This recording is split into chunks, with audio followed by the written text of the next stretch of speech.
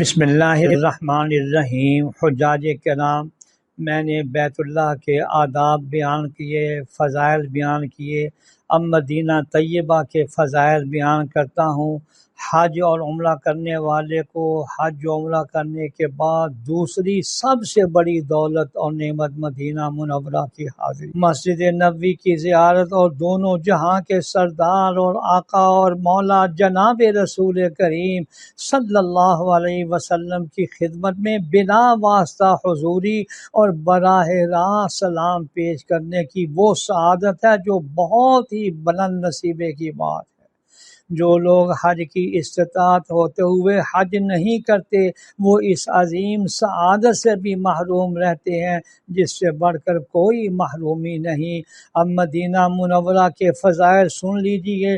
پہلی روایت حضرت ابو ہریرہ سے ہے کہ رسول اللہ صلی اللہ علیہ وسلم نے فرمایا کہ میرا جو امتی مدینے کی تکلیفوں اور سختیوں پر صبر کر کے وہاں رہے گا، میں قیامت کے دن اس کی شفاعت اور سفارش کروں گا۔ اور دوسری روایت میں رسول اللہ صلی اللہ علیہ وسلم نے فرمایا کہ مدینہ کے راستوں پر فرشتے مقرر ہے، اس میں طاعون اور دجال داخل نہیں ہو سکتا۔ یہ صحیح بخاری اور مسلم کی روایت ہے۔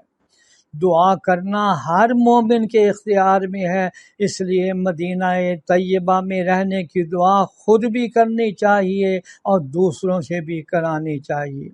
ایک روایت میں رسول اللہ صلی اللہ علیہ وسلم نے فرمایا کہ آدمی اگر اپنے گھر پر نماز پڑھے تو ایک نماز کا ثواب اس کو ملتا ہے، اور محلے کی مسجد میں 25 گنا ثواب ملتا ہے، اور جامع مسجد میں 500 گنا ثواب ہوتا ہے، اور بیت المقدس کی مسجد میں 50,000 نمازوں کا ثواب ملتا ہے، اور میری مسجد یعنی مسجد نبی میں 50,000 نمازوں کا ثواب ملتا ہے، اور مسجد الحرام میں 1,00,000 نمازوں کا ثواب ملتا ہے۔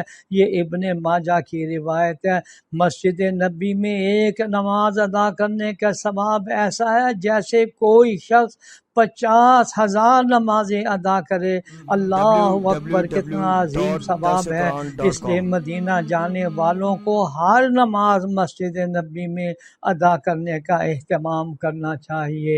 رسول کریم صلی اللہ علیہ وسلم نے فرمایا کہ جس شخص نے میری اس مسجد یعنی مسجد نبی میں 40 نمازیں ادا کی، ایک نماز بھی فوت نہیں ہوئی، تو اس کے لیے دوزخ سے اور ہر قسم کے عذاب سے نجات لکھ دی جائے گی، اس کے لیے میری شفاعت واجب ہو جائے گی۔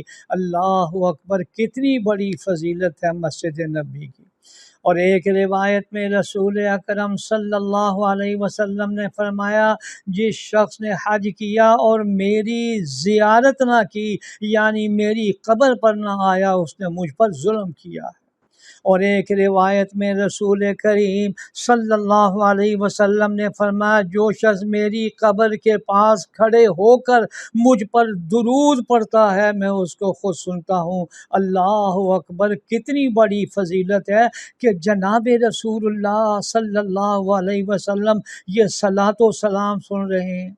اور ایک روایت میں حضور صلی اللہ علیہ وسلم نے فرمایا جو شخص میری قبر کے پاس کھڑے ہو کر مجھ پر درود شریف پڑھتا ہے میں اس کو خود سنتا ہوں، اور جو شخص کسی اور جگہ سے درود شریف پڑھتا ہے تو اس کی دنیا اور آخرت کی ضرورتیں پوری کی جاتی ہیں، اور میں قیامت کے دن اس کا گواہ اور سفارشی ہوں گا۔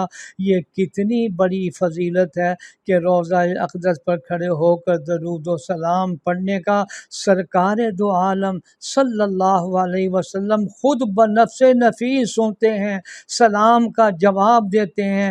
اس لیے ادب و احترام سے نظر جھکا کر بڑے ہی خلوص سے سلام پیش کرنا چاہیے، اور مدینہ منورہ کے قیام کے دوران زیادہ سے زیادہ یہ سعادت حاصل کرنی چاہیے۔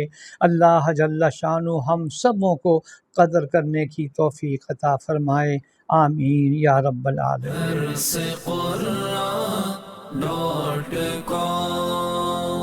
www.dawah.com www.darsequran.com